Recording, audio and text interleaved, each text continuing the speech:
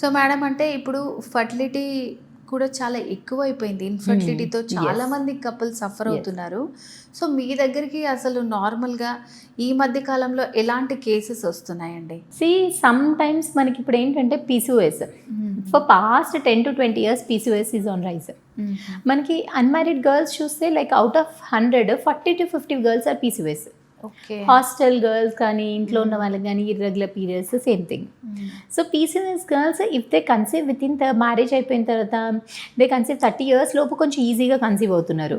But if you're suffering from PCOS 30 years తర్వాత conception rate అనేది తక్కువ ఉంటుంది. సో కొంచెం మనము అన్హెల్దీ హ్యాబిట్స్ వల్ల కానీ అన్హెల్దీ ఫుడ్ హ్యాబిట్స్ వల్ల కూడా increasing junk, increasing carbohydrates, refined foods దానివల్ల కూడా మనకి కొంచెం PCOS is on rise.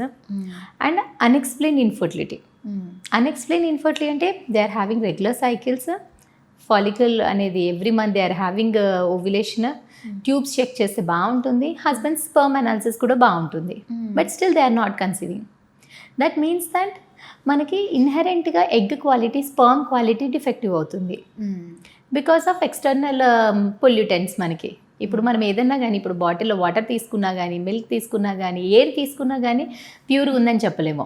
It is so much of pollutants. అది మన బాడీలో మన ఎంజైమ్స్ని డిస్టర్బ్ చేసుకుంటూ even plastic, anything, perfumes, cosmetics ఏది వాడినా కానీ దాంట్లో ఎండోక్రైన్ డిస్టర్బర్స్ ఉన్నాయి. ఓకే. అవి మన హార్మోన్స్ని డిస్టర్బ్ చేస్తున్నాయి, మన egg and sperm count and క్వాలిటీని ఎఫెక్ట్ చేస్తుంది.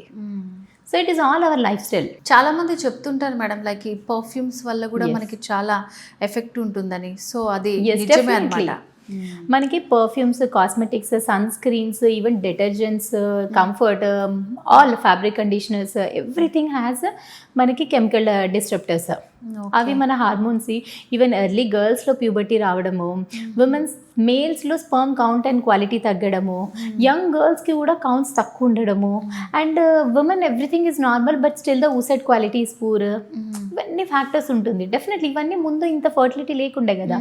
ముందు ఫర్టిలిటీ ఎంత అంటుండే లైక్ 5 to 10%. ఇప్పుడు 1 in 6 are suffering from fertility.